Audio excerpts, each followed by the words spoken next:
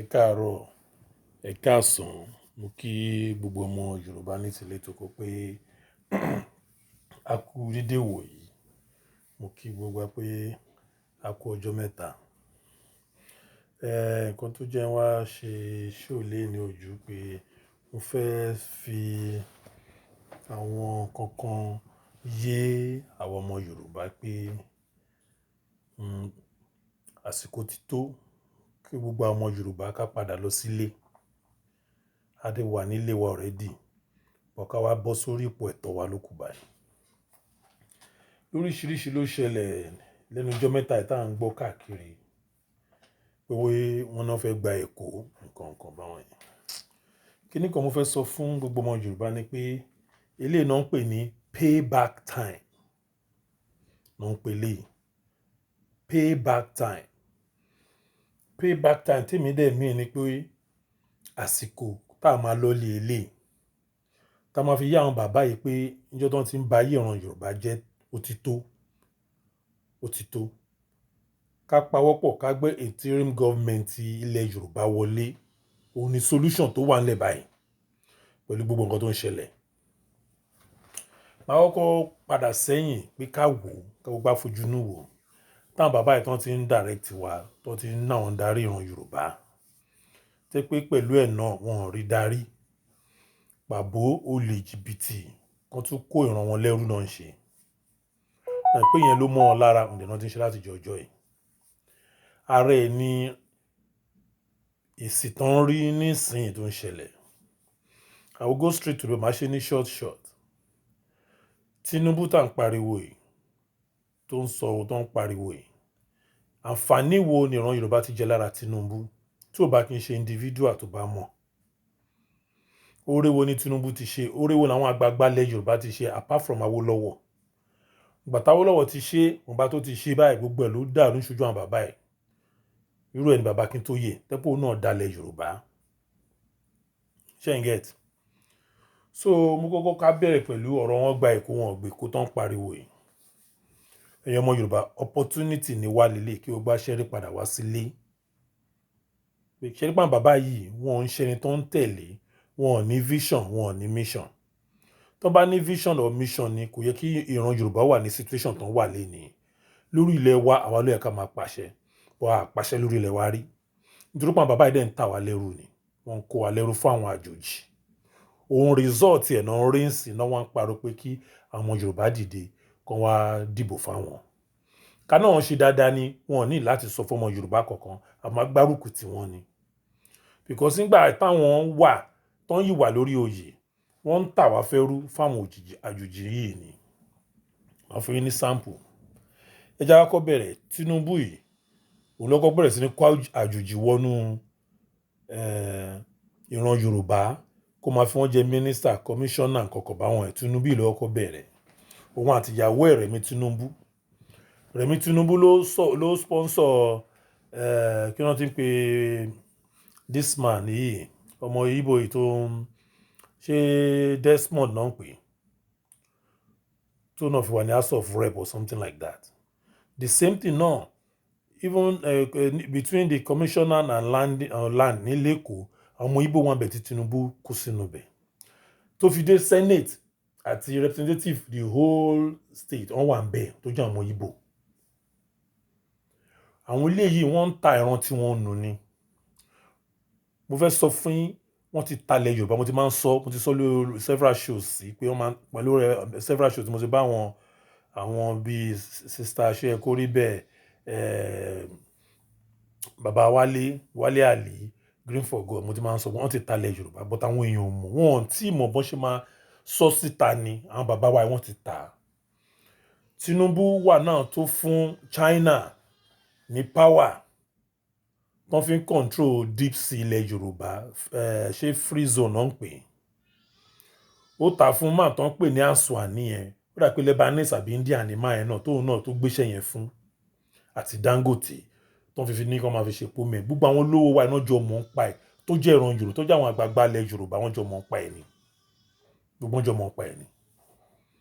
So kíní yẹn wọ́n wá rò pé bóyá àwọn gbọ́n tá a bá sọ pé àwọn bàbá wa àwọn tá à ń pè leader wọn ò gbọ́n rárá, kò sóye nínú wọn. Wọn ò fẹ́ràn ọ̀ràn wọn, ìran tẹnu tara nìkan nìkan náà mọ̀. Ohun táwọn máa jẹ wọn ọ̀ràn ẹlòmíì. Ayé yẹn náà ń jẹ. Ìdí kan fi sọ pé àwọn bàbá yìí wọ́n ń ṣe tó yàn ń tọ̀lé pé àsìkò tó yẹ kí àwa ọmọ Yorùbá ká padà sílé, ká padà sí orílẹ̀-èdè wa, since a ti gba orílẹ̀-èdè wa, ẹ jẹ́ ká gbé ìjọba wa wọlé, òun ló kàn báyìí. Bí ìjọba Yorùbá máa ṣe bẹ̀rẹ̀ sí ní jọba nílẹ̀ Yorùbá, òun ló kàn. Ṣé ní gbogbo ariwo pé wọ́n ń ṣe election yìí rubbish ni, ní ìdí ẹ̀. Ní ìdí ẹ̀. Àwa ìran Yorùbá ti kọjá gbogbo level yẹn. Ẹni tó bá fẹ́ dìbò kan lọ dìbò nílẹ̀ Nàìjíríà ni. Ṣebí ńgbà yẹn Tinubu yìí ó ń kó àwọn ará bíi ó ń kó wọn wọlé Yorùbá kóun fi lè win ambition tó ń gbé wá kóun fẹ́ di president. Ó ti ń ṣe tipẹ́, kò ń ṣe ní. Because èmi ò rí sí gbogbo ariwo tó ń pa pé ìkan Yíbò ìkan ọmọ Yorùbá ló fẹ́ Yorùbá something like that. Kò yẹ kó ta wọ́n lára. Ìmá ṣàṣírí tó fi ń ta wọ́n lára, gbogbo wọn mọ̀ ìmá sọ fún yín. Ṣẹ́rí Tinubu ó ti dominate gbogbo ilẹ̀ Yorùbá pẹ̀lú àwọn thugs àti crews tó fi joyè àtọba. Gbogbo àwọn àgbààgbà mi wà lẹ́yìn tí wọ́n fẹ́ kó collapse. Àánú gbàdúrà kí bàbá yẹn kó lóun ní jó dépò yẹn. Because kò ń ṣe èso rere fúnlẹ̀ Yorùbá. Ìyẹn Tinubu kò sí èso rere kan tó ṣe fúnlẹ̀ Yorùbá. Ó destroy ilẹ̀ Yorùbá ni. Òun ló breed àwọn thugs nílẹ̀ Yorùbá. Òun ló destroy life and soul àwọn youth ilẹ̀ Yorùbá. Pẹ̀lú method of hooligans and thugs tó ń breed nílẹ̀ Yorùbá. Tó fi di pàrọ̀ àtàwọn gan sọ́pà ọmọ Yorùbá pé thug ló pọ̀ jù ní wa àtàwọn crooks, which is true, 419 òun ló pọ̀ jù. Kó tẹ̀ wá jẹ́ pé àwọn ẹ̀yà tó kù náà ní titi wọn, bọ̀ tí ò kí ń sí nínú ìran àwa Yorùbá. Bọ̀ ọkùnrin yìí Tinubu tí gbogbo yín tẹ̀lé, ó tààrùn ẹ̀ nítorí ambition tiẹ̀. Ambition pé òun fẹ́ di president. Mo fẹ́ ká wò ẹ̀yin àgbàlagbà, even tó jẹ́ ọmọdé tó ní làákàyè, pẹ̀lú ọjọ́ orí Tinubu yẹn, kí ló tún wà nílé ayé tọ́lọ́hun ò tí ì ṣe fún? Ẹ sọ fún mi. Ó jalè, ó pààyàn, ó kẹ́rù, ó ṣe gbogbo ẹ̀ nílẹ̀ Yorùbá. Ó sọ di Yorùbá dẹni tí ò lè sọ̀rọ̀. Ó pa ọ lẹ́nu mọ́ fún àwọn àjòjì. Àwọn àjòjì tó kó wọlé náà wá kọ̀yìn sínsìn ló wá ń pariwo káwọn ọmọ Yorùbá wá dìbò fóun. Ìdí ẹ̀dẹ̀ ni pé gbogbo àwọn olè tó ti jà nílẹ̀ Yorùbá, ó ti mọ̀ pé wọ́n máa gbà lóhùn tí agbára bá ti kúrò lọ́wọ́ òun lẹ́kọ̀ọ́ yẹn, kò ságbára mọ́ fóun. Gbogbo òdì tí Tinubu tán fi ń pariwo, tán fi ń sunkún. Ẹ ṣáà rí Sanwoolu náà tó wá ń sunkún lórí social media àti MC Olómọ. Ó mọ̀ pé tí another government bá take over, gbogbo ayé tó ń jẹ yẹn ó ti end. Ayé family tuntun yẹn ó ti end. Àwọn ti gbàgbé nígbà táwọn ṣe. Tinubu ń gbà yẹn kò sí kan tí ò lè fojú ọmọ Yorùbá rí. Àfàwọn ilé tó bá jẹ́ pé wọ́n tó ń rí lò lẹ́rú, tó ń rí lò fi ṣe àwọn crime ẹ̀ ló fi ń jọba. Irú ẹ̀ ni Akintoye ọba of Lagos. Ìdílé ìyá ló ti wá, kò kí ń ṣe ìdílé bàbá, kò yẹ kó jọba. Bọ̀bíra pé òun àti Tinubu wọ́n ti ṣe a lot of atrocity and crime nílẹ̀ Yorùbá. So payback fúnra wọn máa ń yọ fúnra wọn ló fi Akintoye jọba. Ìdílé obìnrin ni kò yẹ kó jọba. Òun kọ́ ló yẹ kó jọba rárá.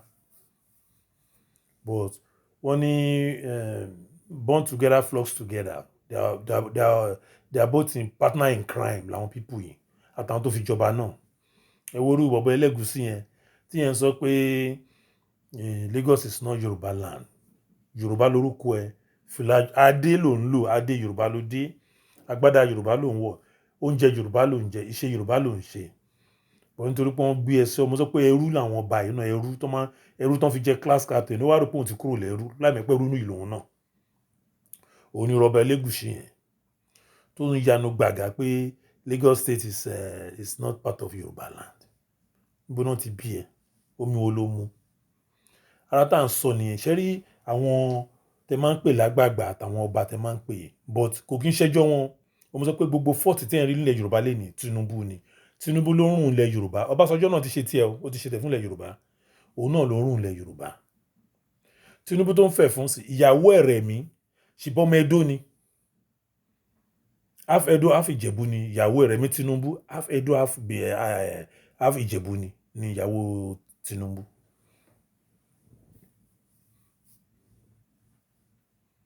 So àwọn ò support election because àwa ti wà ní Yorùbá nation already. Ìyẹn ni wọ́n ń lo Tinubu fún kó fi subdue movement ìran Yorùbá. Òun sọ pé Tinubu àwọn bàbá yìí ló ń kó wa sí ẹrú, ẹ jẹ́ ká fura. Màá tún ṣàlàyé tó dé fún yín bó ṣe ń kó wa lẹ́rú.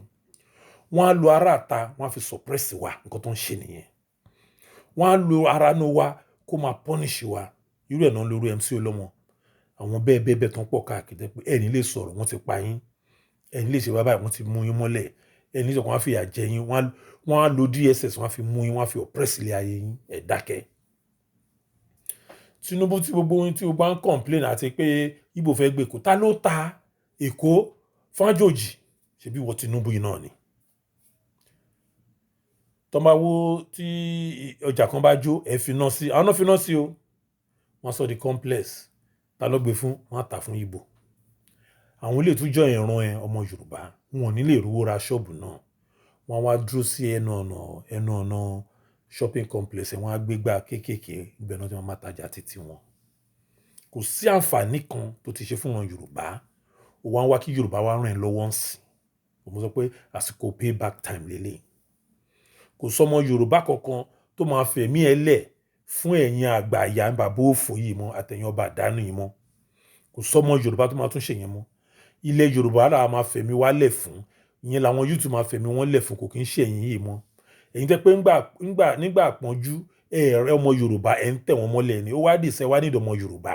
Nígbà tẹ́ ti kó àjòjì sí gbogbo ilẹ̀ Yorùbá ẹ ti talẹ̀ tán. Mo ti sọ́nu show mi several kí wọ́n ti ta gbogbo ilẹ̀ Yorùbá. Ogun State wọ́n tà, mo ti sọ. Ondo wọ́n tà, Èkìtì, Kwara, Kogi, Èkó, mo ti sọ pé wọ́n tà wọ́n. Mo ti sọ several máa ń sọ lórí àwọn show tí ń bá lọ, máa ń sọ pé wọ́n ti tà wọ́n. But wọn tí mọ̀ bọ́n ṣe máa gbé kí ẹ̀yin ọmọ Yorùbá mọ̀ pé nǹkan tán ṣe nìyẹn. Ó ní style way tán ń lò yìí.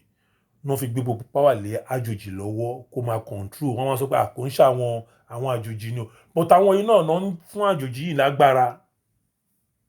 Ẹ jẹ́ ká shine mind wa, ká shine eye wa pẹ̀lú game tó ń play. Àwọn bàbá yìí wọ́n ń ṣèyàn tó dáa. Kò sí àgbáre kan, kò sọ́ba tó lálàáfíà kan lẹ̀ Yorùbá. Àwọn kan wà nínú wọn tó lálàáfíà o. Àwọn ọba lálùbáríkà wà. Àwọn àgbààgbà lálùbáríkà náà tún wà nílẹ̀ Yorùbá. But àwọn tí ò dá yìí wọ́n pọ̀ ju àwọn tó dá lọ. So kò jẹ́ ká rí àwọn tó dá yẹn. Ó dàbí nínú 10, 1% làwọn tó dá nílẹ̀ Yorùbá. Àwọn 9% àgbààgbà ilẹ̀ Yorùbá kò sí tó dá. That means which is 99%. Wọ́n ò dá ilẹ̀ Yorùbá. Wọ́n máa ń kó ìran wọn lẹ́rú ni. Mo ti máa ń sọ tipẹ́tipẹ́, má rò kó bóyá olùyẹ̀kọ́ ń sọ àsọdùn ni. Mo ti sọ Yorùbá ló máa ń kó ìran ẹ̀ lẹ́rú. Yorùbá ló máa ń tàrun ẹ̀ lẹ́rú. Tẹ bá rí ọwọ́ tí Tinubu náà tún gbé pẹ̀lú àwọn àgbààgbà tún gbé the same thing tó ń ṣe tó yẹ pé àwọn náà tàjù lẹ́rú ní gbogbo àgbáyé òun náà tún bẹ̀rẹ̀. Wọ́n tún tà wọ́n tún talẹ̀ mọ́ báyìí. Ọwọ́ à ń wá gbàmí nǹkan gbàmí tó ń ṣe yẹn ẹ má dáhùn o. Àwọn property àtàwọn investment àwọn atrocity ibi tó ti ń rówó ó mọ̀ pé bẹ́ẹ̀ máa di. Òun lẹ́sẹ̀ rí MC náà tóun náà fi lè bọ́ sórí social media tó ń apologize pé kán forí jì òun. Ẹ̀ṣẹ̀ wo ni wọ́n ṣẹ̀ tí wọ́n fi sọ pé kán forí jì ẹ̀? MC ẹ̀ṣẹ̀ wo ni wọ́n ṣẹ̀ tí wọ́n rò pé o ṣẹ̀ tó yẹ kán forí jì ẹ̀? Ẹ̀ṣẹ̀ wo ni Sanwoolu ẹ̀ṣẹ̀ wo ni wọ́n náà ṣẹ̀ tó rò pé ó yẹ kán dìbò fún ẹ? Tinubu ẹ̀ṣẹ̀ wo ni wọ́n náà ṣẹ̀ tí wọ́n rò pé bóyá kán forí jì gbogbo yín? Gbogbo àwọn tẹ́ ti bà ayé wọn jẹ́ ẹ lọ dá ayé wọn padà. Gbogbo ẹni tó ti ọwọ́ yín náà ti gbà kú tó ti gbà ọ̀run alákejì ẹ kọ́kọ́ lọ jí wọn náà. Ẹ kọ́kọ́ lọ jí wọn. Mo ti sọ fún yín payback time lélẹ̀. But payback time eléyìí fún àǹfààní ìran Yorùbá ni. Ìran Yorùbá làwa ń lọ. Gbogbo bátáwò kẹta ìran Yorùbá ló nílẹ̀. Ẹni àjòjì tó bá wà lórí ilẹ̀ Yorùbá is going to abide with Yoruba constitution. Simple. Ẹ dìbò kò sí ìtú kan ọmọ Yorùbá. Ibi tá dé sí kò sí ìtú kan ọmọ Yorùbá. Nǹkan tó yé yín nìyẹn. Ẹ jẹ́ fún àwọn ọmọ Yorùbá ní more confidence and more information lórí nǹkan tó ń ṣẹlẹ̀. Ṣé rí election tó ń ṣe kò affect wa rárá. Màá ṣàlàyé fún yín. àwa ti ní total control lórí ilẹ̀ wa, which Nigerian government knows about it. Tí bá ní Nigerian government, Fulani mò ń sọ, he knows about it. But problem tó wà ń bẹ̀ ni pé àwọn bàbá Tinubu yìí náà ń lò against wa ká ba lè má kúrò nínú oko ẹrú, because inú ẹ̀ làwọn ti ń jẹ.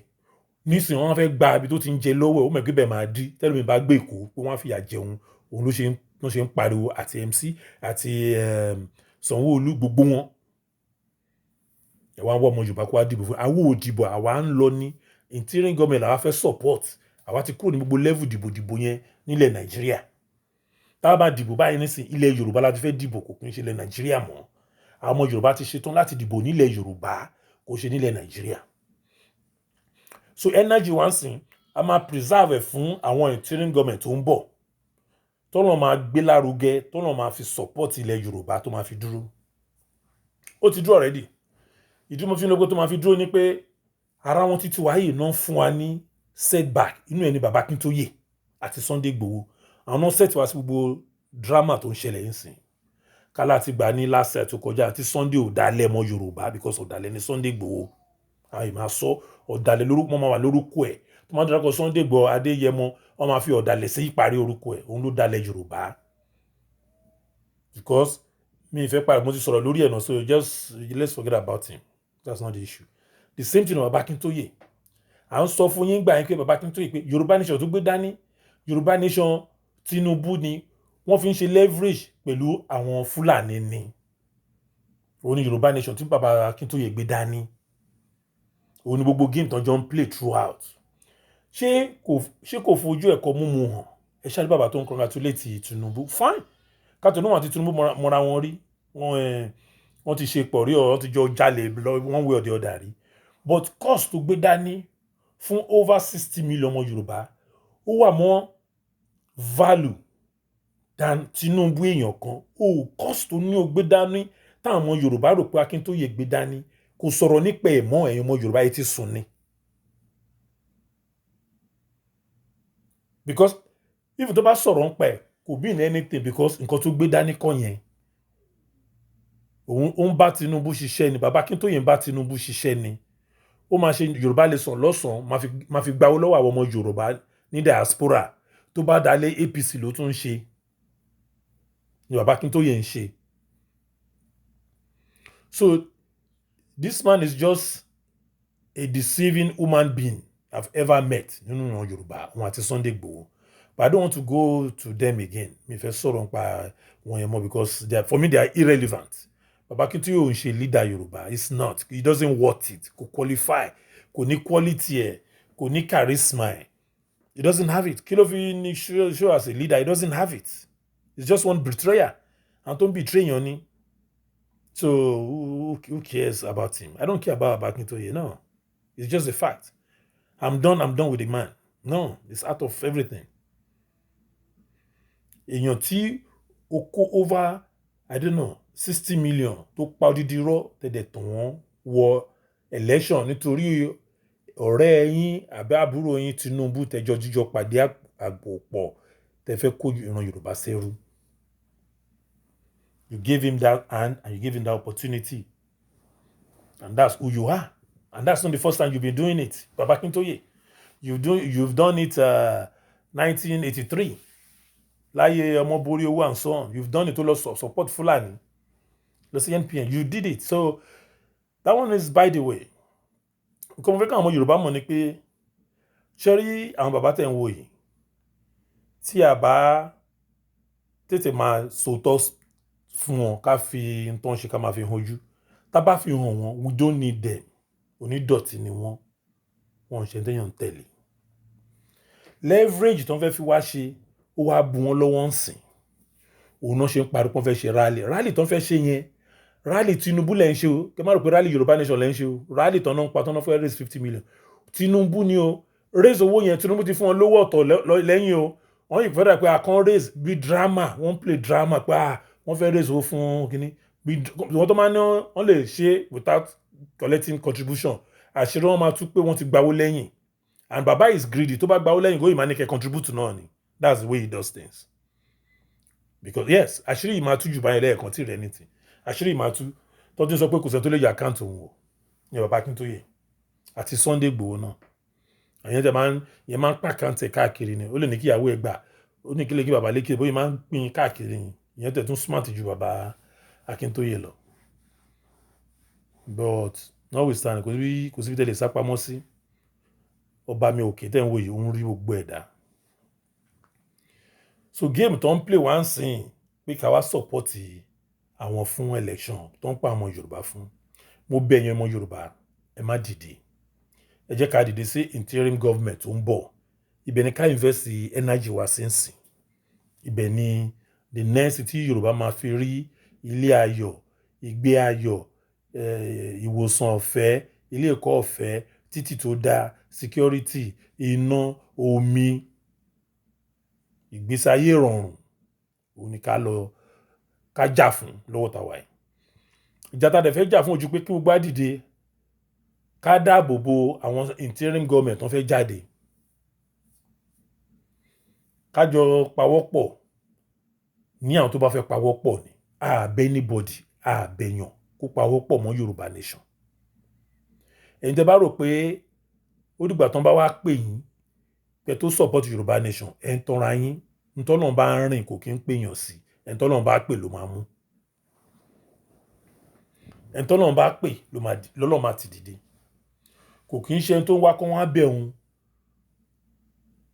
nítorí pé òun jẹ́ nìkan lẹ́yìn tá a ti bẹ Ọlọ́run àtọ́ á bẹ̀ èèyàn pé kó wá ràn án lẹ́yìn pé Ọlọ́run tó ṣẹ̀dá ẹ̀ gan sẹ̀f ìwọ gan tó mọ̀ ọ̀la tó wá sọ̀rọ̀ di bàbàrà ó ní mo ṣe ń wo gba àwọn wọ́ọ̀dù tó máa ní ẹ tó bá ti sẹ́ni báyìí ẹni báyìí pa àwọn mú kàn ń wò pé ilé ayé yín lè ń bàjẹ́ tẹ́ ẹ mọ̀ mo sọ tó máa ń sọ pé ẹni yóò ti pẹ́ nígbà tó sọ pé káwọn máa ti dìde ẹ̀yìn dì lórí èèyàn ìwọ gbàgbé ìran ọmọ tiẹ̀ ọmọ tó ń tí bì ìfẹ́ ọmọ tó ti bí gan sef ẹni tó máa fẹ́ gan ò tí mọ̀ àwọn tẹ́ ń wò àwọn náà máa ṣokùnfà ẹni tó yẹ kó fẹ́ ọmọ ẹ wọ́n ti pa sànù wọ́n ti pàdánù ẹ̀yin wá ní ẹ̀ńṣọ́kẹ́ nìkan sọ fún kẹ́ tó dìde fún ọmọ Yorùbá kò sẹ́ni tó bẹ́ anybody wọn ò bẹ̀rù àwa ìka tó bọ̀ta bọ̀n tó wà lọ́kàn wa pé ká gba ilẹ̀ Yorùbá bó ṣe wù wá òun ló jẹ́ ká wá dìde kò sí nǹkan mi àwọ̀ wá nítorí oyè àwọ̀ ọ̀dẹ̀ wá nítorí orúkọ àwọ̀ ọ̀dẹ̀ wá kàn mọ̀ wá bọ̀t òtítọ́ yìí a máa sọ níbi tí mo fẹ́ ṣàlàyé fún yín ìdè àwọn bàbá tẹ̀ ń wò yìí mo dàgbé mo ti sọ àwọn náà fún gbogbo àwọn àjòjì ní gbogbo agbára yẹn tó wá kó fájòjì tán báyìí sìn wọn wá mọ̀nà tán máa gbégbà wọn wá ìbò ọmọ Yorùbá kán lè wà lórí agbára yẹn àwọn tẹ́ pé ńgbà tẹ́ wà lórí agbára gan kò sí kọ́kọ́ tẹ́ lè nàka sí tẹ́ ṣe fọ́mọ Yorùbá kò sí kọ́ ẹyọ kan tẹ́ lè náwó sí pé ṣe fọ́mọ Yorùbá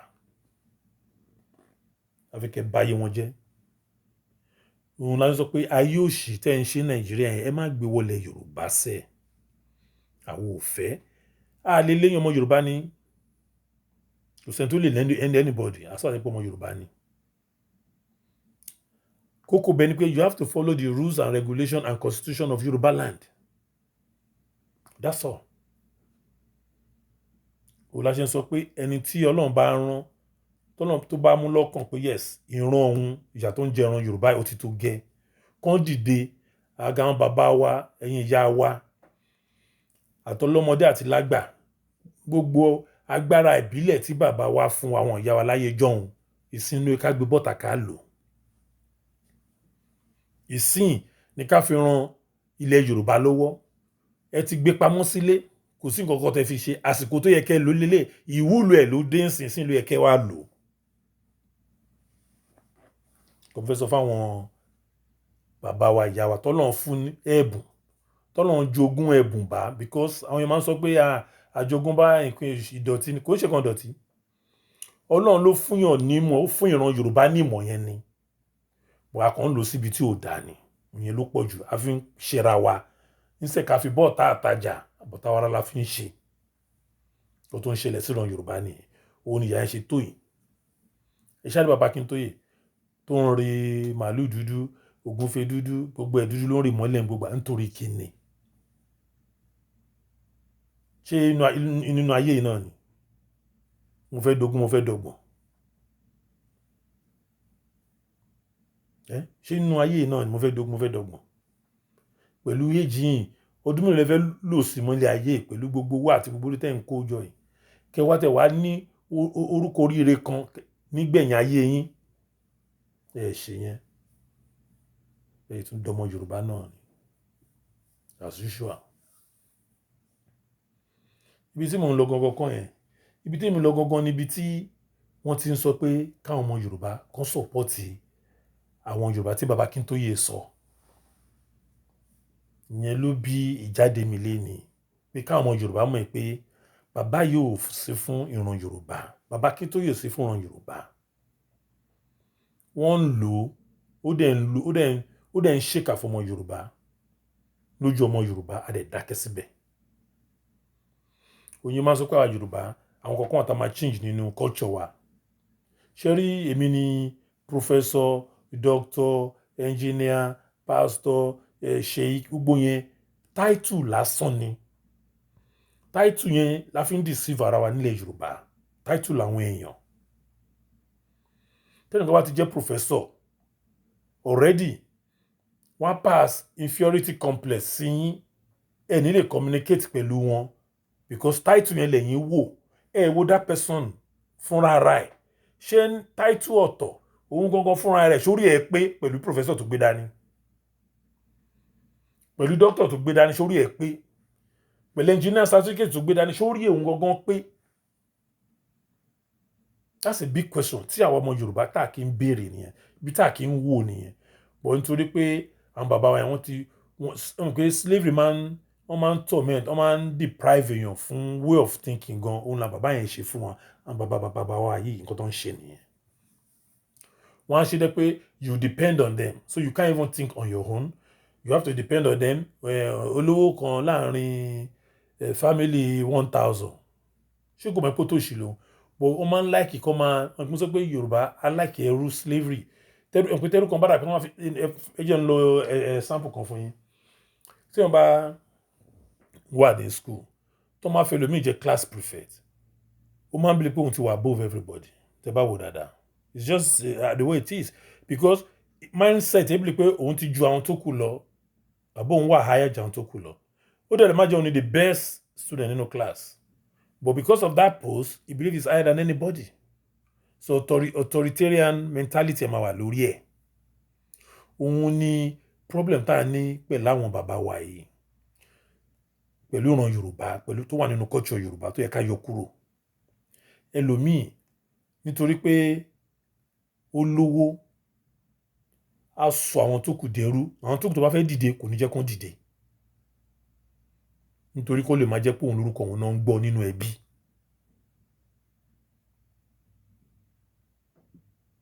eléyìí tó yẹ kó fi ran ẹbí ẹ̀ lọ́wọ́ aràn àtà lọ́wọ́ àṣà yẹn la bá lọ́wọ́ àwọn bàbá wa yìí ẹ̀ṣẹ̀ àwọn ọba yẹn náà tó ń talẹ̀ wọ́n á fi Fúlàní wọ́n á fi jẹ Sẹ́ríkì àwọn ọmọ ìlú tí wọ́n wà bẹ́ẹ̀ ní fún wọn ṣe hàn kan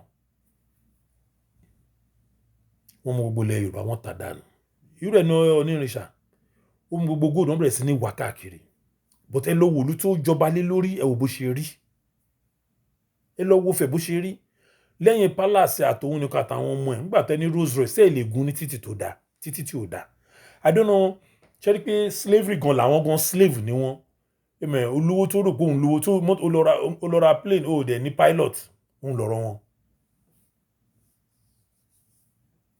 The way they think I don't understand. ó lọ ra mọ́tò tí ò sí títì tí wàá fi gùn ẹ̀ ó dà pé ẹni tó lọ ra Ferrari ni òun ò gbé wá sírú ìfẹ́ yẹn títí tí ò dá níbo ló ti fẹ́ gùn.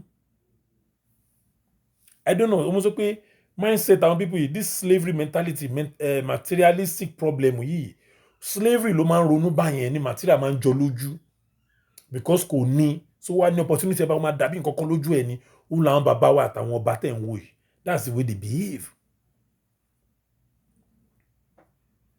Even gan wọ́n tún wá ń deceive ara wọn most of them want to travel outside abroad but at the end of the day they learn nothing because they enjoy this slavery wọ́n máa ń like kẹ́lómi máa feel in pain kọ́ máa pè wọ́n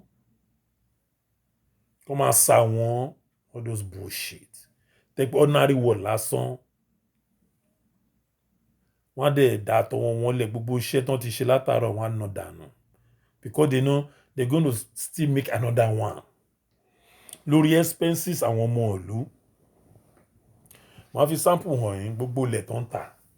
Tí ọmọ Yorùbá bá talẹ̀ lẹ́ni àwọn tó ń talẹ̀ àtàwọn ọba yẹn, apply to all of them.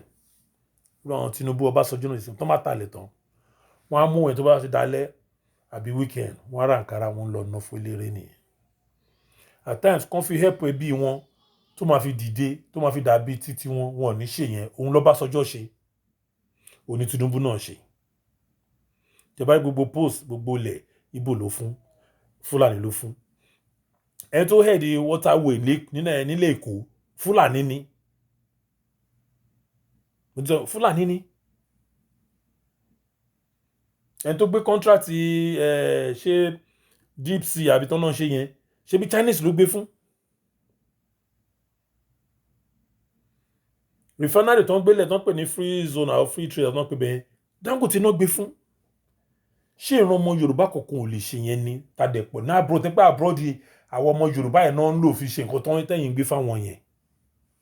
Bọ́ nítorí pé àkí ń fẹ́ kọ́mọ làkejì kó níláárí yẹn ló kọ́mọ níran Yorùbá especially àwọn àgbààgbà òun náà fi lélẹ̀ fún àwọn ọmọ but àwọn gbọ́n wọn ọmọ tí wọ́n wá sí ìlú òyìnbó wọ́n máa fún ọmọ tí ń ṣèrànù àwọn ọmọ yín tán ti kọ́lẹ̀ nígbà tó ń lágbára lọ́wọ́ tí wọ́n yẹ kán ṣe nǹkan rẹ̀ tó ń ṣe fájòjì ìsìnà ẹ̀ṣẹ̀ wọn á ń pè àwọn ọmọ yín yẹn náà tó wá fẹ́ lò kó wá bá wọn yẹn jà. Kò sẹ́ni tó máa support Tinubu, kò sẹ́ni tó máa support gbogbo rẹ́dẹ̀rẹ́dẹ́ yẹn. Ẹ jẹ́ sọ fún Yíbò lè gbèkó ẹ má jẹ́ kán lóyìn kán parọ́ tí baba kí fẹ́ máa create ethnic problem. Àwọn ò ní problem pẹ̀lú Yíbò. Let Igbo say whatever they want to say. Ẹ jẹ́ kí gbogbo sọ tó bá wù wọ́n.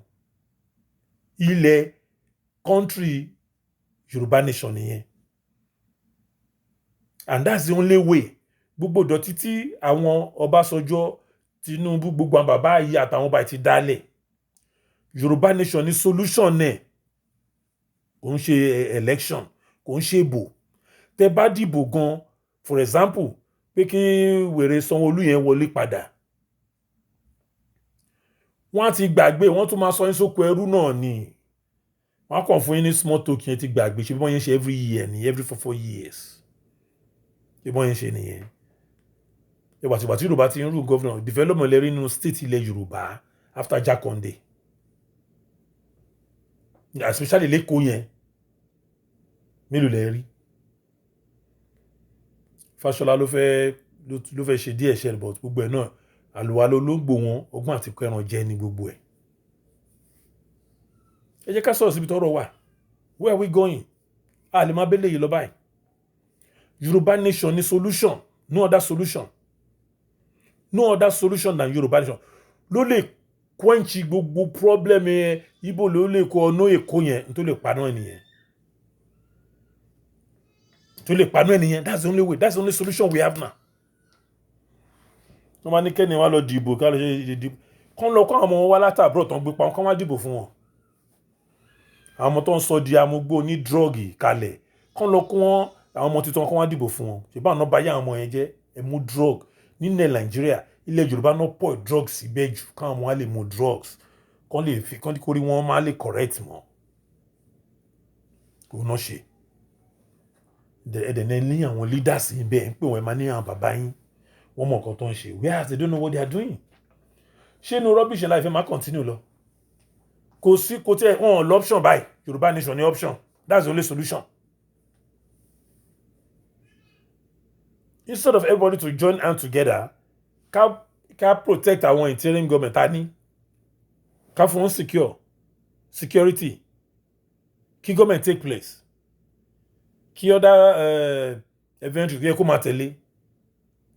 Ká bẹ̀rẹ̀ sí ní evaluation from other country, congratulations from other country. Then ká máa ní relationship with other country.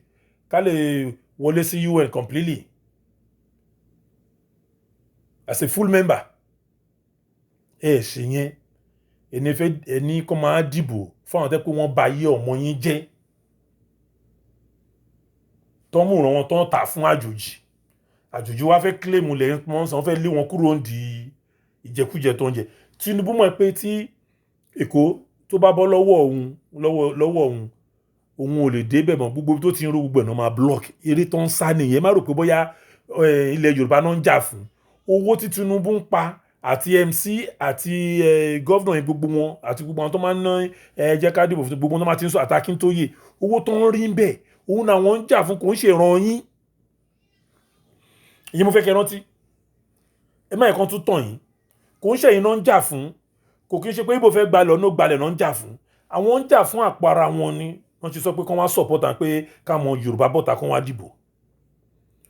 Can you imagine out of all people kí lórúkọ ẹ̀ Sanwoolu kó máa plead fọmọ Yorùbá kán bọ́ta kán wá dìbò nígbà tẹ́ pé ńgbà tó ń pa àwọn ọmọ EndSARS tó ń sọ either is planned by Igbo or no Igbo, àwọn ọmọ Yorùbá náà pa. Tó bá yẹ pé lóòótọ́ is planned or not, níbo làwọn àgbààgbà, níbo làwọn ọmọ Yorùbá wà tí nǹkan máa fi lè ṣe lórí ilẹ̀ wọn? Tó bá kí ṣe àwọn àgbààgbà yẹn tó ń tàn wọ́n, tó ń dà wọ́n, tó ń ba ayé wọn jẹ́, tó ń tẹ̀ wọ́n mọ́lẹ̀, tó ń jẹ́ kán dìde. Everywhere in Lagos, gbogbo shopping complex gbé pátá ṣe bí òun náà ta gbogbo ẹ̀ fún. This is the same Tinubu náà ni. Wọ́n á kó àwọn ìṣàrùn crumbs tó máa ti ṣàlẹ̀ ẹ̀ máa ti sáré small contract gbà, ayé òun náà ti dà, òun náà máa kó tó mọ́ náà sọ, òun náà máa ṣe big man kiri. Culture tó ń fi lé Yorùbá lọ́wọ́ ò dáa, àwọn culture kan wà bẹ́ẹ̀ tí ò dáa. Tó ń bá ṣiṣẹ́ kó máa náwó fún ilé, máa ń tẹnu mọ́ kinní yẹn. It's just a bad sign. Ó ń corrupt àwọn youth, ó ń corrupt mind àwọn èèyàn. So people are not ready to work. Mo ti máa ń sọ olówó ilẹ̀ Yorùbá, olè ló pọ̀ jù ní wọn, gbogbo olówó ilẹ̀ Yorùbá. Most of them olè jìbìtì ló pọ̀ jù ní wọn. Kò sẹ́ni tó ní clean money nínú gbogbo wọn. Kò sẹ́ni tó ṣiṣẹ́ fún owó ẹnu gbogbo wọn tó máa ń ṣòwò jìbìtì. Tinubu ni o, Ọbásanjọ́ ni o, Ọ̀tẹ́dọ́lá ni o, gbogbo wọn pátá, eleganza ni o, ẹ mention anybody. Gbogbo wọn pátá. Àwọn tó ń kó wa só oko ẹrú ni àtàwọn bá yẹn.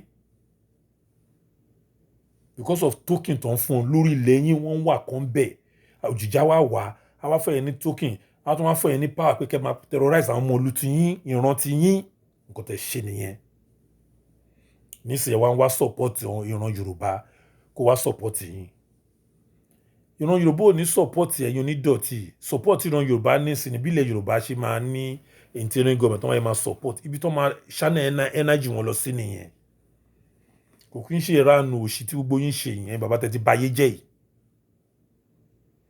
Ẹ wo out of all people, eléyìí tó tún kéré jù nínú wọn tó jẹ́ Sunday yẹn náà tún dalẹ̀ Yorùbá. Nítorí owó, èlò lè fẹ́, èlò lè ṣé ń gbówó ìlọrun ni. Yorùbá ni ò kí ń ronú. Ló máa ń rò pé tóun bá rówó, òun á kójọ, òun á kọ́lé, òun á gbé lọ́run, tóun bá kú tán, òun á gbé lọ́run. Can you imagine? Ṣé irú mindset àwọn èèyàn báyẹn la fẹ́ máa tún bá ní rapport pọ̀? Lájọ fẹ́ ní irú àṣepọ̀. Àní káwọn youth dìde. All these old babas, gbogbo wọn yìí aláyé bàjẹ́ ló pọ̀ jù nílẹ̀ Yorùbá. Ló pọ̀ jù nílẹ̀ Yorùbá pátá. Both the elite, gbogbo àwọn elite náà ti fẹ́ rẹ̀ yìí lára. Eléyìí tó ti gba jeep kò jẹ́ kó lè sọ̀rọ̀. Nítorí fún ní Padro jeep, ṣé Padro náà pé jeep tán fún wọn. Tó ní Tinubu máa fún àbí náà Land Cruiser tó ń wá fún wọn, wọn ò lè sọ̀rọ̀. Wọ́n dẹ̀ tàràn wọn. Wọ́n sọ wọn di yamayama. Ewu gbogbo ilẹ̀ Yorùbá bó ṣe rí. Ìlú tẹ́ pé full of raw materials, whatever you talk of ló wà lórí ilẹ̀ yẹn. Àwọn ọmọ adẹni tó ń ṣàlẹ̀ jẹ, tó ń tọrọ bára. Ṣé bí Tinubu fẹ́ sọmọ Yorùbá di àlùmáńjèrè ni? Ó ní ẹsẹ̀ tó ń gbé. Ta ló lè sọ̀rọ̀ lẹ́kọ̀ọ́ yẹn bẹ́ẹ̀ ṣe wà yẹn?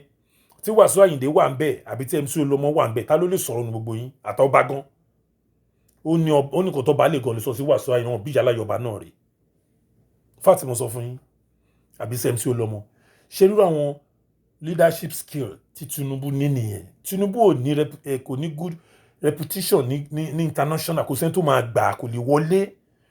Wọ́n tàn Fúlàní smart jù, wọ́n náwó ẹ̀, wọ́n gbà, wọ́n ní ṣe bóyí tó bá ti declare tí Samuel bá ti wà lọ́wọ́ ẹ̀ wá sọ balance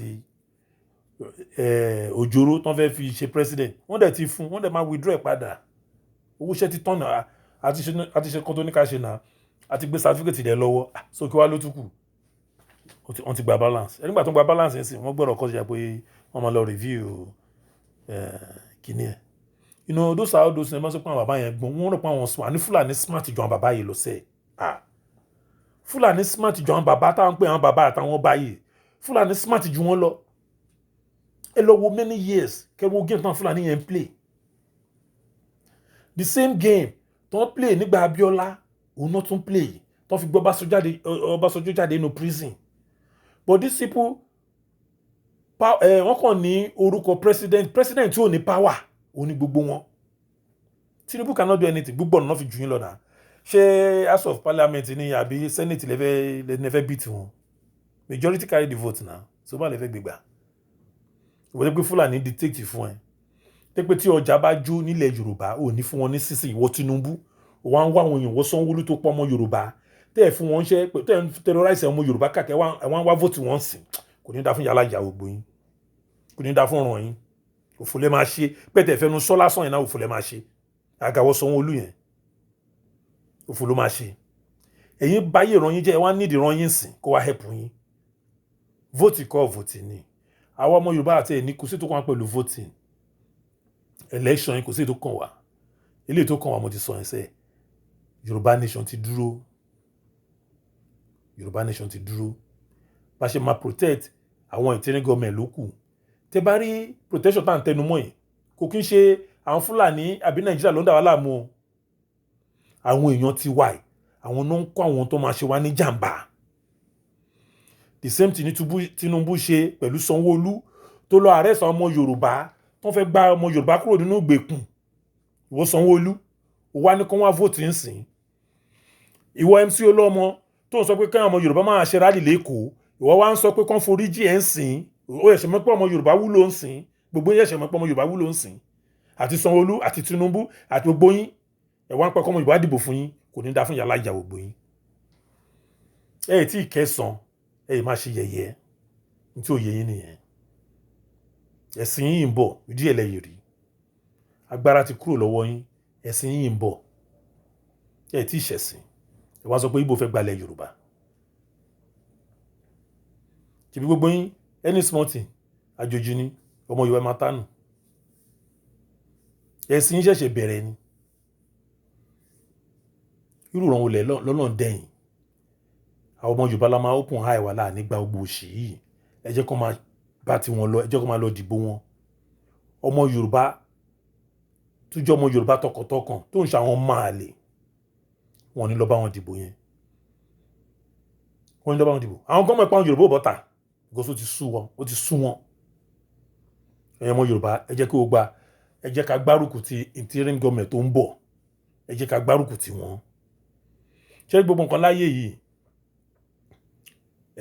ọgbọ́n àti òye kò sí bẹ́ẹ̀ dá ṣe lè ní tó tọ́lọ́hun bá fọwọ́ sí ó mọ̀ dàbí pé olówó mọ̀ ṣe ni bọ̀tẹ́ni tó bá fi tọ́lọ́hun sí kò sí bóyá fẹ́ ṣe Ọlọ́run máa fọ̀nà hàn ó ní ìrìn àjò yìí máa ń bá àwọn míì sọ̀rọ̀ lórí ìrìn àjò yìí a ti bá oríṣiríṣi àwọn èèyàn sọ̀rọ̀ tẹ́ bá rẹ́ lòmíì tó jẹ́ professor mo kàn fẹ́ yán lé ni tó máa sọ̀rọ̀ jáde lẹ́nu yín nígbà mi àràgbé kẹ́ fọ́ ìtì ẹ̀ èmi ìdọ́rà pé àṣírí ilé ìpèsà ẹ máa ń sọ kinní kan bọ̀bọ̀n tó ń pè ní orí ìgbàdé yẹn ó gbọ́n ju Tinubu lọ ó gbọ́n ju gbogbo àwọn pípù yìí ló gbọ́n ju àwọn gọ́vnà yìí bọ̀bọ̀n tó ń pè ní orí ìgbàdé yẹn ó gbọ́n ju gbogbo wọn lọ ó gbọ́n ju wọn lọ bọ̀ kò lè yé yín nǹkan tí mò ń sọ ó kàn fi ṣe yẹ̀yẹ́ ni kò ń ṣèrọ yẹ̀yẹ́ bọ̀ kò lè yé yín ẹ lọ wo insight bí màá yẹn ṣe ń think kẹ́ fi compare àwọn pípù yìí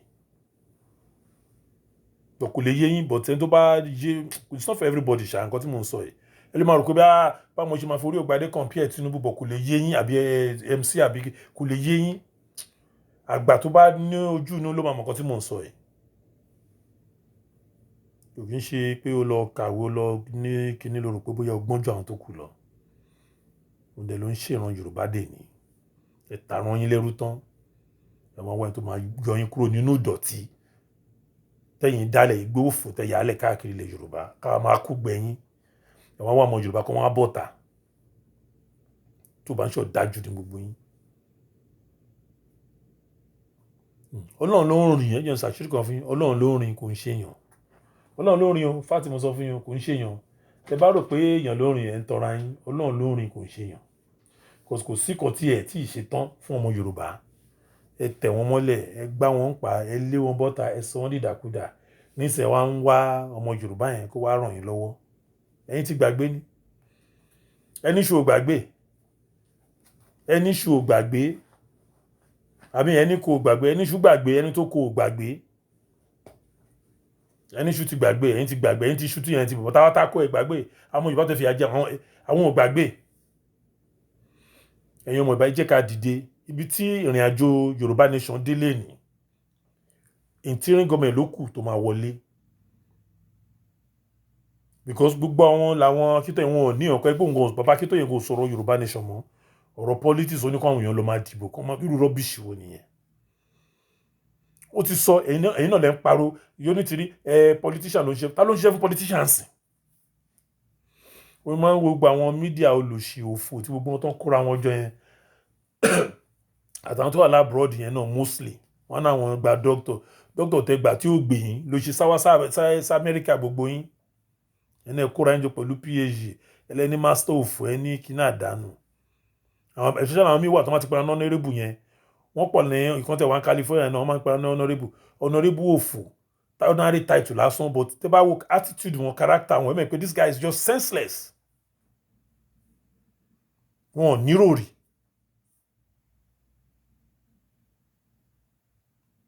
I don't know mi mọ orú ẹ̀dá tọ́nà ń dá wọn wọ́n rẹ̀ ti wà lábúrò almost 40-something years 50 years but nothing changed in their life because ìkà ni wọn this slavery mentality ó yìí ń bá wọn rìn kiri.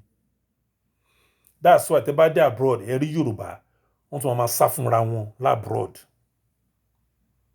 Nǹkan èmi ju ẹlẹ́mi ò ju ẹlẹ́ náà yìí máa bá kiri this slavery mentality ìṣe kan dànù wọ́n dẹ̀ rí wọn ní junú. Ẹ rí nínú wọn náà wọ́n máa jẹ́ kí ìran wọn kó máa sọ́fà ó pè wọ́n báyẹn kí Tinubu wà ń bẹ́ẹ̀ tó ń fìyà jẹ wọ́n tó create inconvenience tó fi mẹ́yìn náà kúrò ní ìlú yẹn tẹ́ fi sáwá síbí tí Tinubu àmọ̀ ṣe yẹn padà lọ sọ́hùn ẹ ṣe padà lọ sọ́hùn ẹ ṣe ń complain ẹ tún wá rí ẹni tó fẹ́ help out tí ò gba kọ́bọ̀ tí ò gba sísì ó kàn ṣó ọ̀nà lásán the rest you do it on your own but máa fi mọ̀nà ilẹ̀ máa rí fúnra yín ẹ gbógun tì í kò sí kan tẹ́ ẹ sọ tán kò sí kan tẹ́ ẹ ṣe tán nítorí pé ẹni èṣù ẹni ègbé ní ló pọ̀ jù nílẹ̀ Yorùbá yẹn àgbààgbà ẹni ègbé especially bàbá Akintoye ẹni ègbé ni bàbá yẹn àti Sunday Igboho ẹni ègbé ni wọ́n pẹ̀lú nǹkan tó ń ṣe fúnlẹ̀ Yorùbá pẹ̀lú ọ̀dàlẹ̀ tó ń dalẹ̀ ṣé gbogbo ẹ̀yin mídíà tí gbogbo yín náà tẹ́ pé ìdí àbòsí lè wà tí ẹ̀ wádìí òótọ́ ìfìkàn mí mú òótọ́ nu yín pé ìdí àbòsí inú ẹ̀ ló wà ègbé ti ṣe ilé ayé yín gbogbo yín tó fi dé ìran ọmọ yín dẹ̀ máa tún gbọ́ táwọn kan máa sọ pé kọ́ máa ṣe pé kọ́ máa ṣe kíní ṣé àwọn tó máa sọ kọ́ máa ṣe pé yẹn ẹni ìkà ni wọ́n because máa ń sọ ẹni tó bá hùwà èpè lè pé máa mú ẹni tó bá hùwà èpè ò lè mú ìkà ẹ̀dá ló máa ń sọ pé kọ́ máa ṣe pé èpè wà nù Bible wà nù Quran ó ní iṣẹ́ tán ti lò fún lọ́lọ́run ṣe fi síbẹ̀ àwọn kan ti lórí wọ́n fi jagun ni ṣé wọ́n sọ pé má ṣe pé mọ́ bí bàbá Akintoye wọ́n sọ pé ẹ yé ṣe pé mọ́ yẹn because pé yẹn ó ń pierce heart bàbá yẹn because ó ń pierce conscience wọn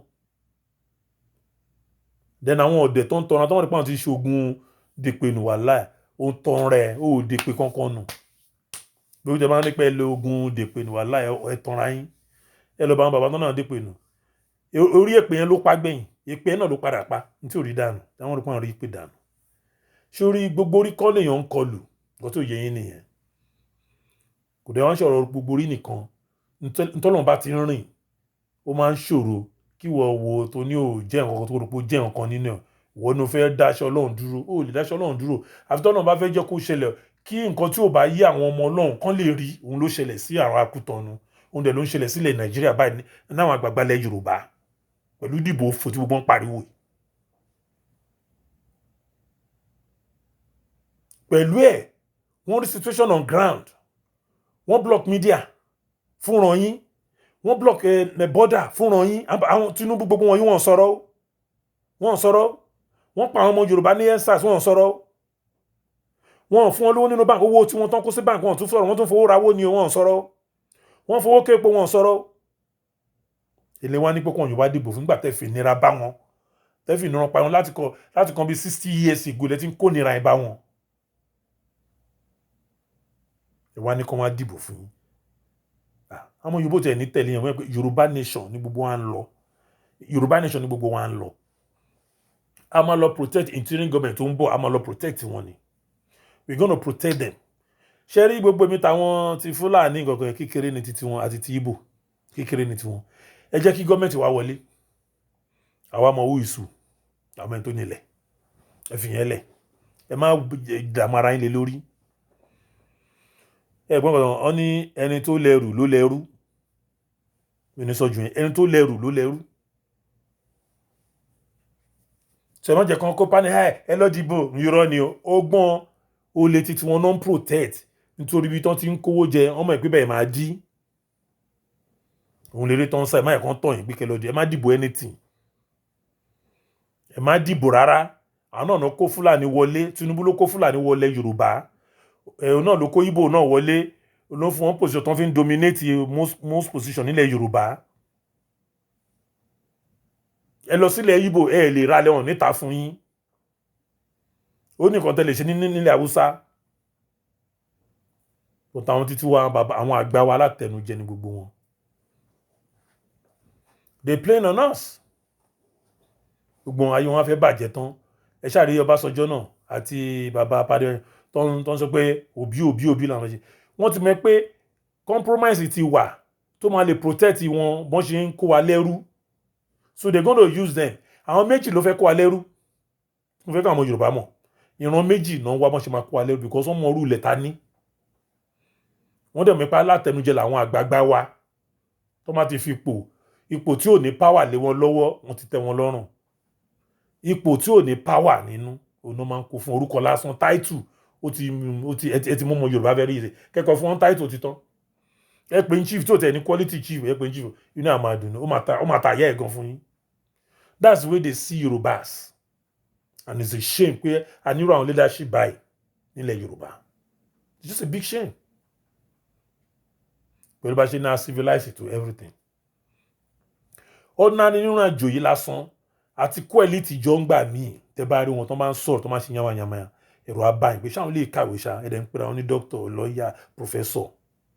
Greediness ẹ máa rí sign of greediness ẹ máa rí sign àfẹ́mí kò sí ètò yẹ pé ó ṣe nǹkan tọkàntọkàn pẹ̀lú Ọlọ́run bọ́lá ṣe ran ni bọ́lá ṣe kú sí nígbà ìyá ni kò ṣe bó máa ti sentiment bọ̀ ó máa fẹ́ kójú òun nìkan mi mọ orúkọ náà ti rí yẹn tó bá rẹ́ni tó bá rẹ̀ pé ó fẹ́ ṣe dáadáa àfi kan bá tiẹ̀ jẹ́ kan mú wálẹ̀.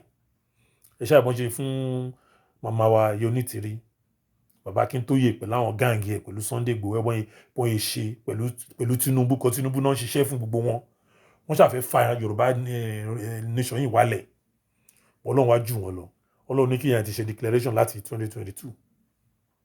Mo ti sọ fún yín mo ti sọ bí a month ago mo ní ẹ ṣe máa rí value declaration yẹn tí ì rí hàn kan ẹ̀yìn máa rí value ẹ̀ ti ń yọjú already tí value ò bá sí ni wọn ò ní yìí máa tẹ̀sán pé kí Yorùbá nation wálẹ̀ mo fẹ́ kẹ́ lọ tẹ̀ ro dáadáa tí declaration ò bá ní value ni ṣé UDI tí màmá ṣe nígbà tó ń gbọ́ UDI wọ́n ya wèrè ló rẹ̀ wọ́n ni kò yé yín nǹkan tí mo sọ yìí kò lè yé yín ẹ lọ béèrè ní Àbújá nígbà tó ń gbọ́ pé yẹn pé UDI ló ṣe tó ń mọ̀ ó rẹ̀ wọ́n l'Àbújá lọ béèrè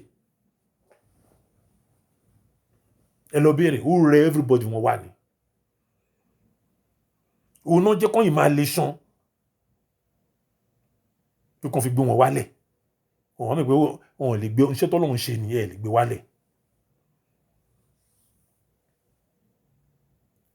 Gbogbo ẹ̀yin tẹ́ bá dìde tọkàntọkàn tó jẹ́ ẹ̀yin onítìbílẹ̀ ẹ dìde ẹ pè mí ẹ dìde ntọ́ ń pè ní Yorùbá ẹ̀bùn tọ́lọ́run fún wa agbára tọ́lọ́run fún wa ẹ jẹ́ ká lò àsìkò eléyìí àwọn politician ọmọ Yorùbá tẹ̀ ń fún yìí wọ́n kún pa yín tó máa ti ṣe fún tó máa rí pé ti ṣe kíní ẹ̀ fún wọn tán wọ́n máa ń pa yín gbẹ̀yìn ni ẹ̀yin tẹ́lẹ̀ ṣẹ́kù ẹ jẹ́ ká dìde ẹ dẹ̀yìn lẹ́yìn àwọn politician ọmọ Yorùbá yìí tẹ́ ń ṣoògùn fún ẹ tún ṣe fún Fúlàní àbà ẹ̀ ń tàràn iṣẹ́ mi pé yín náà ń tàràn yín nìyẹn ni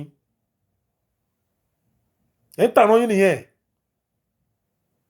ẹ jẹ́ ká dá dúró sí, ẹ jẹ́ ká pawọ́pọ̀ ká gbalẹ̀ Yorùbá, ilẹ̀ Yorùbá ti wà kí Nàìjíríà tó dé, ibẹ̀ ni ká padà sí, ibẹ̀ ni ká gbà. Ìjọba lókùn tá fẹ́ gbé jáde, ẹ wá pawọ́pọ̀ kájọ lo gbogbo agbára kájọ gba kí ìjọba lè dúró, ká máa gbégbé ayọ̀. Kò ní sí orí òjòrí, kò ní pé ẹnìkan báyé èèyàn kan jẹ́, ẹnìkan báyé èèyàn kan jẹ́ tó pé ìkan òní náà ló fà á. Distance yẹn ti pọ̀ jù, gap yẹn ti pọ̀ jù, kò sí iná, kò sómi, kò sí gbogbo ẹ̀, frustration everywhere. Láì náà ṣe ní jalè. Àwọn bàbá yìí dẹ̀ náà ń ṣe wá, àwọn ọmọ títí wọ́n ń rú, àwọn ń gun mọ́tò ńláńlá, wọ́n ń ṣe gbogbo, wọ́n ń kọ́lé, gbogbo surrounding wọn báyìí wọn ní lómi, wọn ní níná, wọn á dẹ̀ dá nìkan níná nílé ẹ̀. Ìdán pè ní Yorùbá mọ̀ pé mentality yẹn máa yọ dànù. Wọ́n ṣe ń ronú, àwọn àgbààgbà orí wọn ò pé. Gbogbo ẹnu mo fi sọ, gbogbo àwọn àgbààgbà ilẹ̀ Yorùbá tó já àwọn oníjẹgúdúrà bẹ́ẹ̀ mọ̀ ń bá wí, orí wọn ò pé. Àwọn àgbààgbà wà bẹ́ẹ̀ torí wọn pé, but àwọn torí wọn ò pé pọ̀ jù àwọn torí wọn pé lọ nílẹ̀ Yorùbá. Both elite, both ọba, both ìjòyè, gbogbo wọn, àwọn torí wọn ò pé pọ̀ jù àwọn torí wọn pé lọ, òun ni problem. So statistic yẹn ti pọ̀ gan, so ó overshadow àwọn torí wọn pé nílẹ̀ Yorùbá. That's the problem. Wọ́n dẹ̀ lo religion náà fi fọ́ bẹ́ẹ̀ ti jẹ́ olè, fọ́ ọ̀nà ní gbogbo wọn. Ẹ wọ́n dẹ̀ gbogbo wọn pásọ̀, gbogbo náà rí iná òfò. Lè gbogbo náà dán lè rí gbogbo wọn bọ́ yẹ wó dànù. But pẹ̀lú ẹ̀, pẹ̀lú bọ́n ṣe rí iná fake yẹn náà, tó mọ̀ rí pọ́n parọ́, wọ́n ìtàn máa tẹ̀lé wọn náà ni. This is what I don't understand. Ìkọ̀ kan ṣe òun mọ́ pé Yorùbá ní this slavery mentality because they can't think on their own. Àfi tẹ́nìkan bá ronú fún wọn. And this is what I don't understand. Pẹ̀lú level tá wà yìí, even àwọn tó wà lábúrò mi gan ìrònú báyẹn, tó bá continue small change, wọ́n máa ń believe pé àwọn ti wà above, àwọn ti yàtọ̀ sí other person. Whereby pé mindset wọn kẹ̀dẹ̀rẹ̀ is just too low. Ẹlòmíì á lu mọ́tò, àròpọ̀ òun tó bá ti ní mọ́tò ńlá, òun ti ju anything lọ, òun ti jẹ́ ọkàn. Pé ọpọlọ ẹ̀ gan lò gan, ọpọlọ á yan lóní. Ordinary conversation ẹ lè bá ẹlòmíì tẹ̀rọ pé lówó mi sọ, ẹ lè bá professor mi, ordinary simple conversation. Apart from nǹkan tó study yẹn, normal conversation of life kò ní. Simple conversation of life kò ní. Mo ṣe sọ pé orí ògbàdé, orí ẹ̀ péjẹ lòmíì lọ́n tí mò ń sọ yá àwọn tó rí wọn pé nǹkan tí mò ń sọ, ẹ tó bá mọ máa tán pè ní orí ògbàdé, àmọ́ nǹkan tí mò ń sọ. Yorùbá ló máa look down on everybody. Ẹrú ló máa ń ṣe báyẹn. Ẹni tí ò bá kí ń ṣe ẹrú, wọ́n máa gbé ìrun ẹ̀ sókè ni. Ìrun ẹ̀ ló máa wà lọ́kàn ẹ̀. Ẹ wò lóyìnbó tí gbogbo àṣà wà yìí. Àwọn òyìnbó yẹn, wọ́n yìí máa ń dúpẹ́ lọ́wọ́ great grandfather wọn ni. But àwọn títí wa máa ń ṣépè fún wọn ni because wọ́n ṣe wọn kan lọ sílẹ̀ Yorùbá. Òun ni foundation tá fẹ́ change ń sìn pé let's start Yorùbá nation with a new foundation. But àwọn bàbá olórí burúkú wọ́n ìtọ́fẹ́ kó foundation wèrè, wọ́n ìfẹ́ kó wọnú ẹ̀. Àtàwọn kan tó rò pé àwọn ní gúrùpù kan táwọn kó jọ, àwọn lágbára kan, agbára òfò lẹ́ni. Àná lọ́run rìn kan ẹ̀yìn kó rìn kan kó yàn kan jọ. Tọ́lù bá ní ẹ̀ní dọ̀là ń kọ́. It's just a shame. It's just a shame. A lot of bad people pọ̀ gan nílẹ̀ Yorùbá gan tó ń dẹ̀ dominate everywhere. Bad people ló pọ̀ jù. Àwọn ilé tuntun dagun sẹ́ wọ́n lè sọ̀rọ̀ dípò mí inú wọn ti jẹjẹkújẹ. Ìjẹkújẹ kò gbówó jẹ, but they've robbed me one way or the other.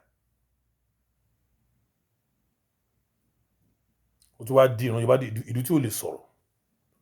Àfi kó máa gbin síkùn. No, ayé yẹn ti kọjá. Ayé sọ̀rọ̀ sókè ní generation yẹn. Ẹ̀yin youth kẹ́ dìde. Ẹ̀yin lẹ máa rúlù ìjọba tuntun ilé. Bring in this civilization with moderate and modernized into your country, Yorùbá nation. Ẹ gbé wọ́bẹ̀. Àwọn bàbá wọn ò ní nǹkan tán lè offer yín. Wọn ò anything. Ó mo ṣe ń sọ fún ọmọ Yorùbá, ẹ dìde. Then ẹ jẹ́ ká contribute sínú òmìnira account. Owó tó ń bá contribute sínú òun la máa fi support àwọn interim government tó fẹ́ wọlé. Ṣẹ́rí, ẹ fẹ́ sọ point kan fún yín. Àwọn èèyàn máa ń sọ pélé èrò pọ̀ tó èrò púpọ̀ kan ló ń gbà lò. We don't need too much because chaos tó máa create lẹ́tí ń rí. Ẹ ṣáà rí wọn pẹ̀lú bàbá Akintoye ń kó gbogbo wọn yẹn ní Kútọ̀nù. Ìyá àwọn yẹn ṣe pé chaos náà kàn create sínú ìrìn àjò yìí.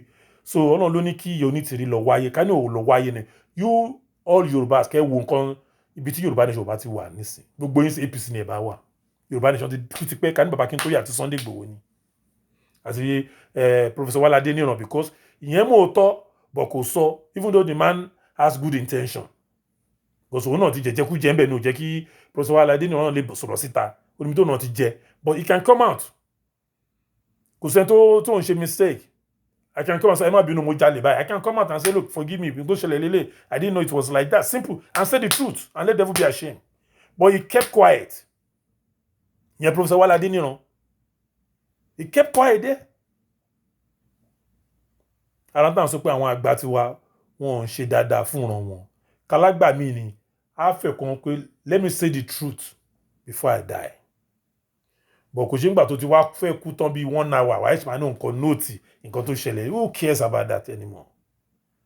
You've ruined many lives behind you and you are writing no ngbà tó mọ̀ pé máa kún jọ́ kejì. Who cares? Campaign after election.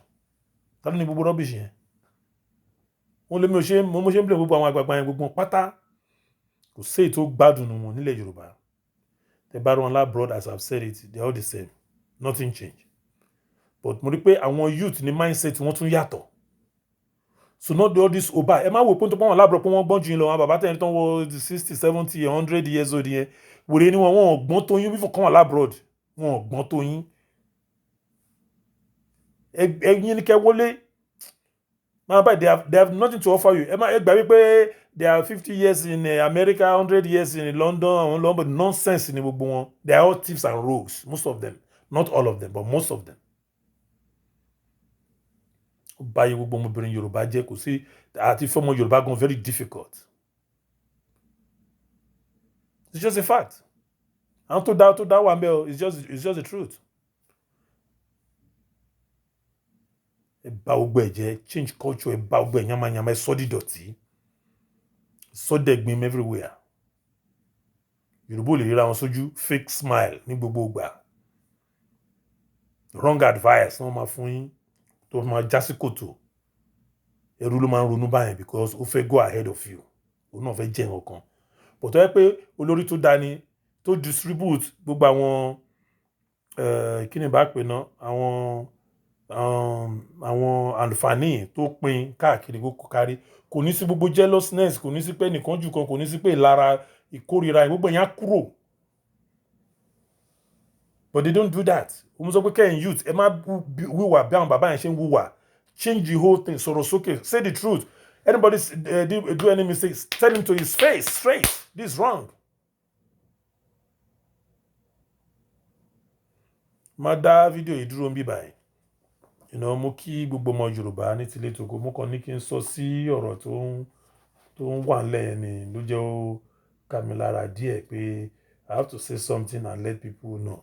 Mo dẹ̀ gbọ́ pé wọ́n fẹ́ ṣe rally, mo ti sọ fún yín rally tí bàbá Akintoye ń pariwo rally fún Tinubu ni kán tó fi oppress àwọn Fúlàní yẹn because wọ́n ti rí pé shaking kan wà pé bóyá wọ́n lè tún máa gbé fún Tinubu, so wọ́n fi ń pariwo rally, but rally wọ́n fi ń test kó bí àwọn Fúlàní máa change mind wọn pé kán gbé fún Tinubu ní option. Wọ́n ní pé Tinubu kọ́ ní option Yorùbá nation ní Yorùbá ní option ilẹ̀ Yorùbá and nothing else, kí gbogbo àwọn Fúlàní máa gbọ́, kí gbogbo àwọn Nàìjíríà máa, kí gbogbo Ìgbò náà máa gbọ́. There is no option. Yorùbá nation ni, that's it. Tó máa ń pẹ́ yín full ara yín ni. Ẹ wo àwọn Ìgbò bọ́n ṣe cooperate nígbà tó di 9 minutes. Ṣèbọn náà pariwo Biafra ni. But ẹ̀yin àwọn ṣe dáadáa fún títí wọn ní. Ìgbò tó máa ti ríra wọn kédùkọdù ọmọ àrùn àwọn lọ́wọ́. Ṣé ẹ̀ notice yẹn ṣá? Tó bá jẹ́ Yorùbá ó máa ṣe kíta ẹni, ó máa takò ẹni. Tó bá jẹ́ Yorùbá ni. And that's what we are today. Wọ́n pọ̀ mọ́jú àwọn kan wá kú fún yín, kan wá kúkú yà fún yín, ẹ̀yin olófò bàbá òfò àdánù yìí, ẹ̀yin olòṣì bàbá òṣì. Ogun ló máa pa gbogbo yín kọ̀ọ̀kan. Mo fẹ́ kí gbogbo Yorùbá ń tilé tó pé màá tún máa yọjú sórí show ìyàwó aṣọ ẹ kó rí bẹ́ẹ̀. Green for God, Wálé Àlè, Sister Atẹni ọmọ ológo. So I come and share káàkiri. Tá bá ti rí other new media, let them come out. Irú Mr. Ṣẹ́gun tí mo bá sọ̀rọ̀ lọ́dọ̀ Green for God àti ṣé Mr. Alex ni máa yẹn. Mo like our company àwọn méjì. So let them keep it all. Let them come out. We need more media, ó yẹ ká ṣe níṣe dẹ́ pé ká máa ká máa exchange word, ká máa brainstorm, lórí social media. Kò ṣe pé ká kàn máa pariwo anyhow yà ká máa bára wa jẹ́. No, ká máa brainstorm. Báwo la ṣe fẹ́ ṣe ìlú wa, níbo là ń lọ, ẹ̀yin youth kẹ́ máa kóra yín jọ. Kò jẹ́ ká máa ṣe nìyẹn. Káwa ọ̀tá jẹ́ àgbàlagbà wọn little small ká máa ti fún yín, kẹ́ máa sọ pé bẹ́ẹ̀ ni bẹ́ẹ̀ kọ́, àtúnjọ máa brainstorm pọ̀ bóyá kó ṣe máa lọ nìyẹn. Ọ̀tá àwọn bàbá òfò yìí kọ́kọ́ máa powó, kọ́ máa lọ jójú òfò ní weekend, kọ́ ra Ankara, kọ́ máa ṣe nonsense yẹn kiri. Láyé òṣì yẹn náà wá tí wọn. Ó ná ìran Yorùbá lọ yẹn. Ẹ ṣé gan gbogbo ọmọ Yorùbá ní tilé tòkó, mo kí o gbà á tún máa pàdé lórí media anywhere anyhow. Ẹ ṣé gan.